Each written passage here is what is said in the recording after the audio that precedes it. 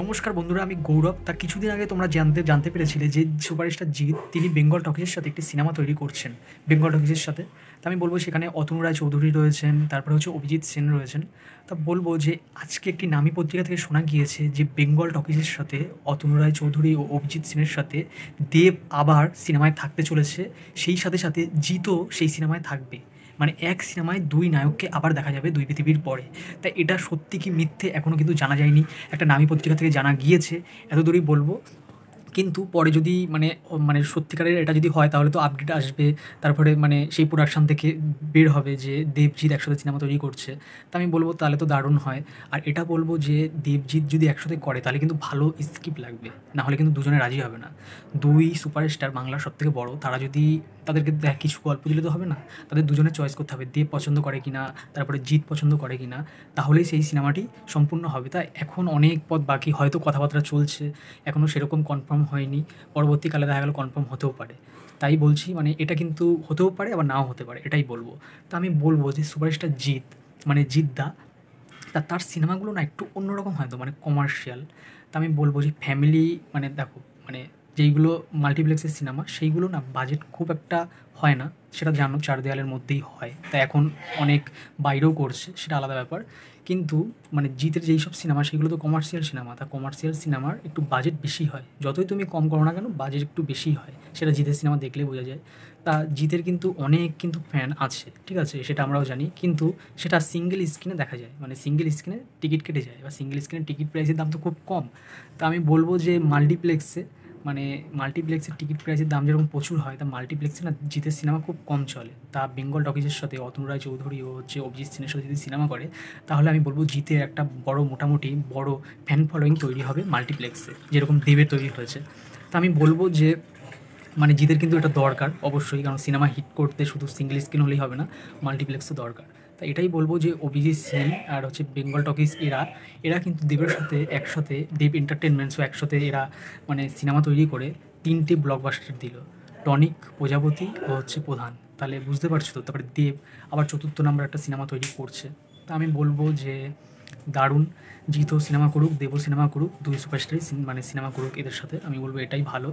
আর এটা কিছুদিন আগে শোনা গিয়েছিল এই নামী পত্রিকা থেকেই যে দেবের সাথে প্রধান যখন রিলিজ হয় তখন নাকি বেঙ্গল টকিজের সাথে মানে এদের সাথে অতনু রায় চৌধুরী ও হচ্ছে অভিজিৎ সিনের সাথে এদের নাকি একটু ঝামেলা তৈরি হয়েছিল।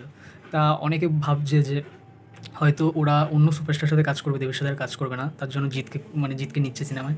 তো এটা কিন্তু পুরোপুরি ভুল, ঠিক আছে। কারণ আমার মনে হয় তাহলে দেবের তো এই চতুর্থ সিনেমাটির মানে দিত না, অ্যানাউন্সমেন্ট তো করতো না। তো করে ফেলেছে যখন, তাহলে সেরকম ঝামেলা হচ্ছে না, এটা পুরোপুরি ভুল।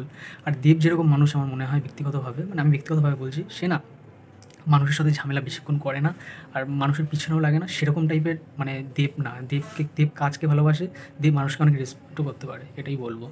তা আমি এটাই বলবো যে এই কথাটাই ছিল যে দেব আর জিৎ এক সিনেমায় থাকে কি না, যদি হয় তাহলে তো বলবো দারুণ হবে। এবার সেই সিনেমাটি মানে এই প্রধান তারপরে হচ্ছে প্রজাপতির মতনই এরকম ফ্যামিলি ড্রামা হয় নাকি কমার্শিয়াল সিনেমা হবে সেটা দেখা যাক। কারণ অভিজিৎ সেন কিন্তু এই প্রধান সিনেমায় দেখিয়ে দিয়েছে সে আগের সিনেমা দুটোর মতন করেনি, একটু অন্য ধাঁচের করেছে। তো এটাই বলবো, দেখা যাক কী হয় পরে, সেটা পরে আপডেট যদি আসে তাহলে তোমাদের অবশ্যই জানাবো। এর পরের আপডেট সেটি হলো তথাগত মুখার্জি, যিনি পাড়িয়ার পরিচালক। তার ফেসবুক পেজে গিয়ে আমি দেখলাম যে নন্দনে পাড়িয়া সিনেমাটি রিলিজ হয়েছিল, তা এই সপ্তাহ থেকে নাকি আর সিনেমাটি নেই।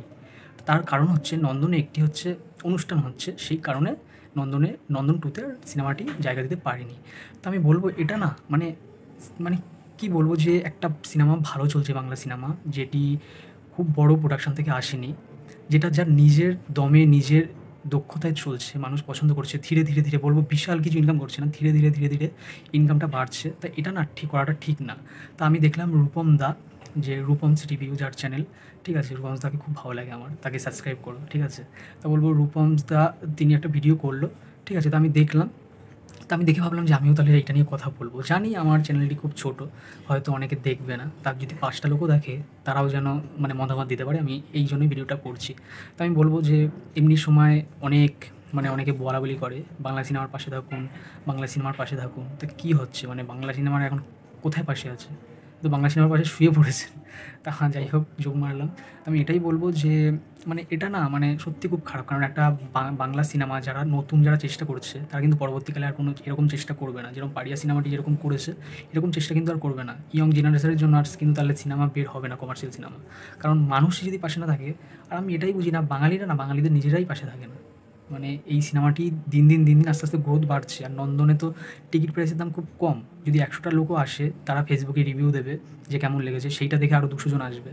এরকম করেই তো বাড়বে। এক সপ্তাহ মানে বুঝতে পারছো, এটা যদি বড় প্রোডাকশনের থেকে হতো তাহলে কোনো আসে যায় হতো না। তাহলে অন্য কোনো হল থেকে মানে মোটামুটি টাকা তুলে ফেলতে পারতো। কিন্তু নন্দনে কিন্তু একটা ভালো দর্শক আসে।